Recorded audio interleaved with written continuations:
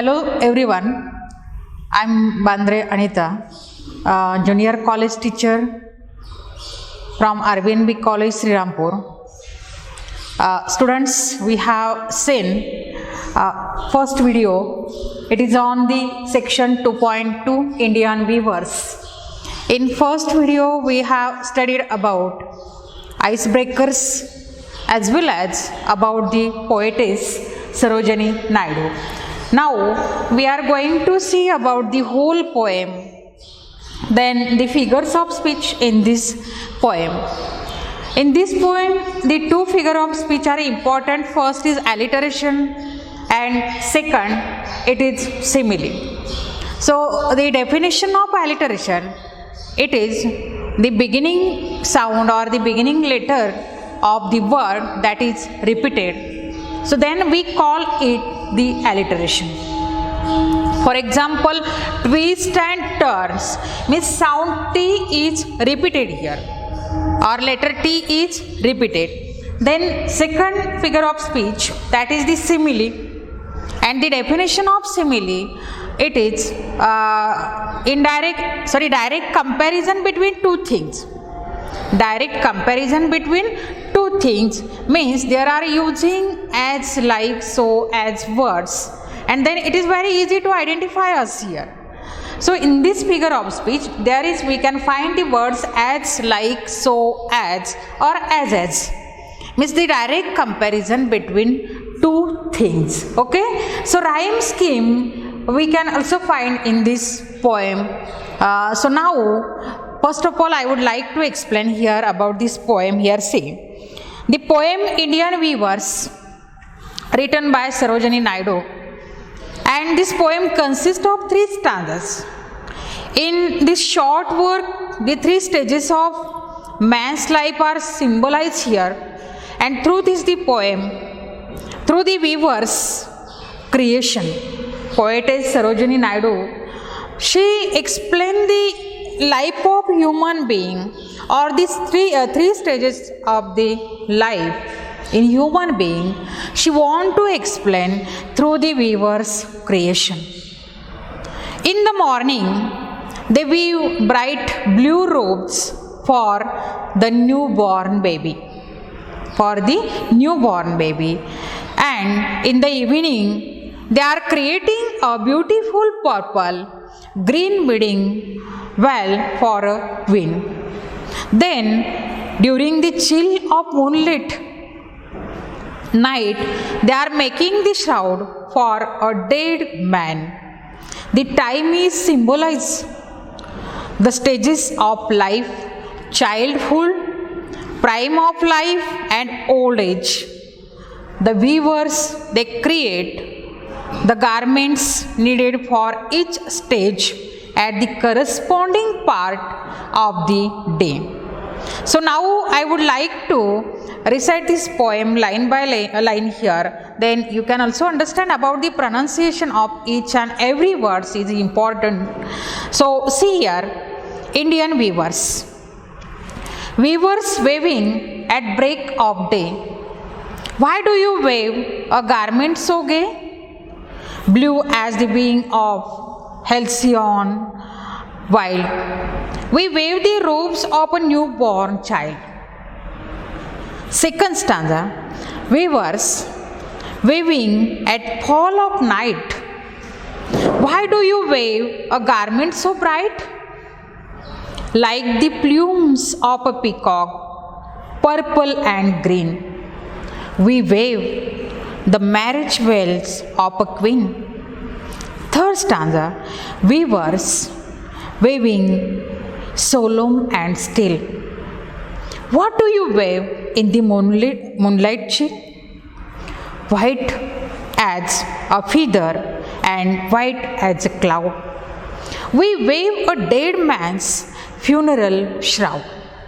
Means that 3 stanza, they consist. This poem is consisting the 3 stanzas here, and poetess want to explain the 3 event of a day, and particularly that a day that weaver, he weaving in 3 times. and that 3 times also symbolize in the life of a human being.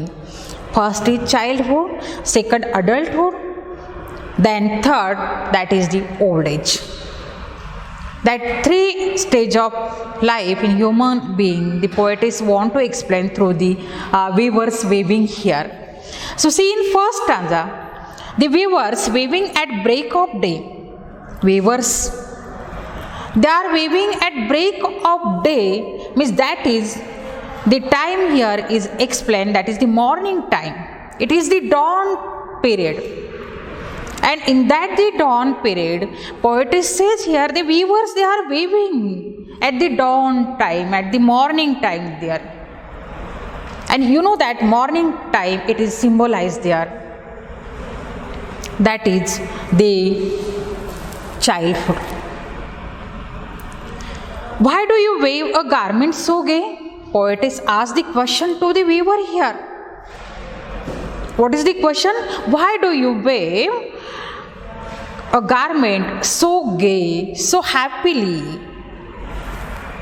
That weavers, they answer here. Blue as the wing of a halcyon wild, they weaving there. That the blue as the wing of halcyon wild. Halcyon, it is a kingfisher, a bird which has bright colorful plumes there. So that they explain that it is a halcyon wild, and they wave the robes of a newborn child.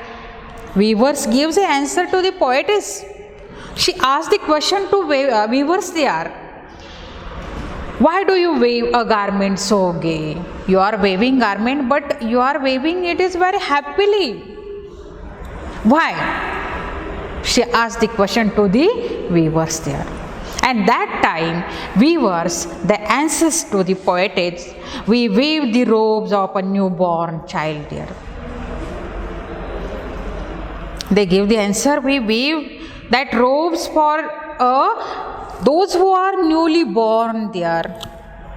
And for themselves, they are weaving there, means that is the dawn period of the life, means that is the childhood of the human being. Okay, in second stanza, the poetess explained here that is the adulthood of the life here. So weavers weaving at fall of night. Why do you wave a garment so bright? Like the plumes of a peacock, purples and green, we weave the marriage veils of a queen. Poetess again say weavers, weaving at fall of night, that is the period, time is mentioned here. Time is mentioned.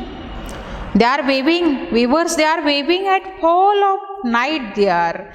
Means here is the evening time, evening period is explained in second stanza here. And in that evening time, it is symbolized the adulthood, the adult age of human being, the adult age of the human being. So again poetess asked the question to the weaver, why do you weave a garment so bright? She asked the question to the weaver, why do you weave a garment so bright? Like the plumes of a peacock, you are weaving that garment and it is look like the plumes of a peacock. It is look like a soft feather of a peacock there. Plumes, plumes means soft feathers. And its color is purple and green. That color also symbolizes a specific thing, we know about that. That is the color of it, it is the purple and green, and weavers wave that for the marriage veil of a queen there. They weaving for the marriage veil of a queen.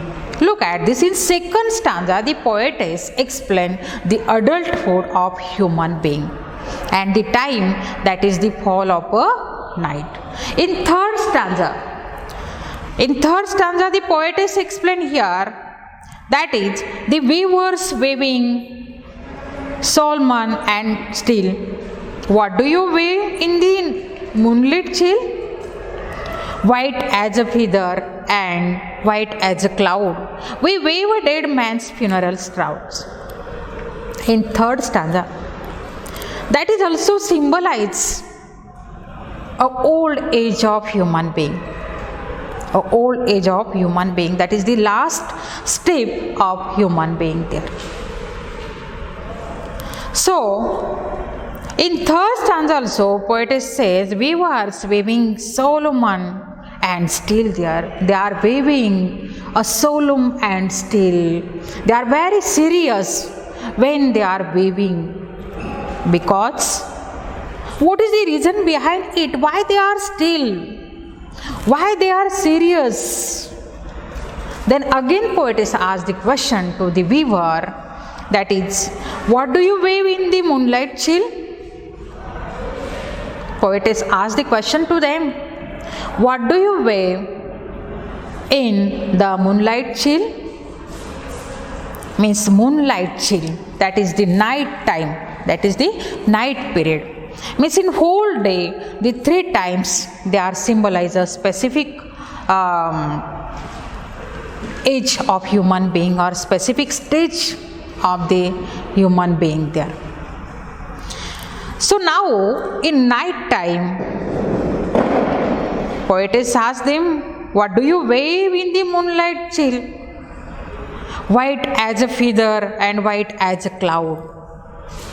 They are waving, that is look like white as a feather and white as a cloud. Look at this. Whatever be they wave there, it is look like a white, and white as a feather and white as a cloud. That white color is symbolized there, a silence. We wave a dead man's funeral shrouds. That weaver gives the answer to poetess. We wave a dead man's funeral shrouds here. Shroud means a cloth in which a dead person is wrapped there. According to poetess here, she want to explain here in three stanza that the weaver, they wave, and these three stanza they are consisting, they are waving, it is look like these three stages of human being's life here. So in last stanza that weaver, they gives the answer here, whatever be they are waving, it is look like a white feather. It is look like a white feather and white as a cloud. So they wave a dead man's funeral shroud. Now at that third time, they are waving for the dead person, and that is the funeral shrouds. So means in third stanza, the poetess, she want to explain at the old age of human being. Old age of human being. And at that time, there is the death of the person, and death is in human being's life. We can find there the last stage of human being here. So these three stanza, they are consisted in this poem, Indian Weavers. The poetess, her short work, the three stages of man's life are symbolized through the weaver's creation. So now we are going to see the alliteration and simile in these three stanza, which are that the lines of the alliteration. So the first line, weavers waving a break of day. Weavers waving a break of day. W, sound W is repeated again and again. Weavers, there is W, weaving, there is W. So that's why weavers waving at break of day, it is the alliteration. It is the alliteration figure of speech. And then secondly, simile. Simile, it is very easy to identify the student here, because I already told you about in simile there is like, as like, so as words we can find. So for example, that is like the plumes of a peacock, purple and green. Like the plumes of peacock, purple and green. Like is used there.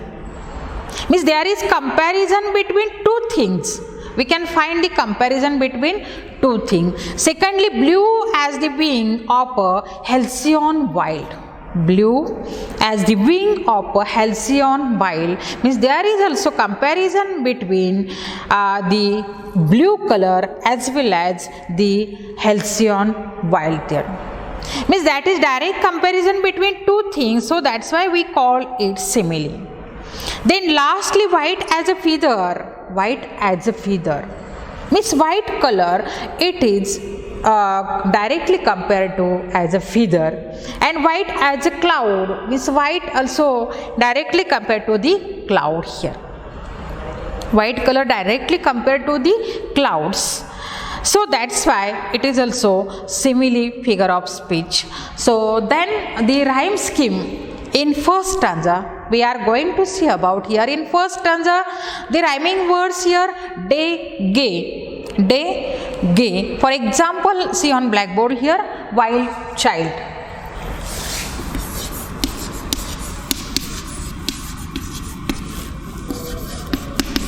Wild child. So as like this, you can write a pair of these rhyming words in first stanza, day, gay, wild, child. There is 2 marks for this activity in our board question paper. So that's why you must understand about the rhyming words, rhyme scheme also, poetic devices also, which are figure of speech in this poem. So through this video lecture, I would like to explain all the students. When this section 2.2 in section chart, we must see the poetic devices. How many figures of speech? What is the rhyme scheme as well as rhyming words are there also.